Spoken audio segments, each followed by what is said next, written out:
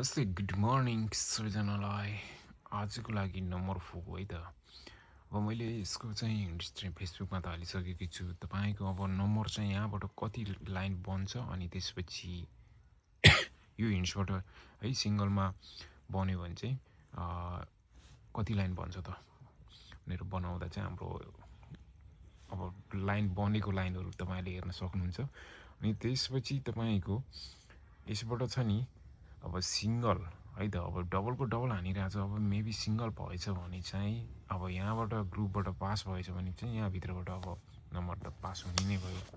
होइन अनि तपाईँको अब यसबाट चाहिँ तपाईँको सबै लाइन बनाउँदाखेरि चाहिँ अब हेर्न सक्नुहुन्छ र जसमा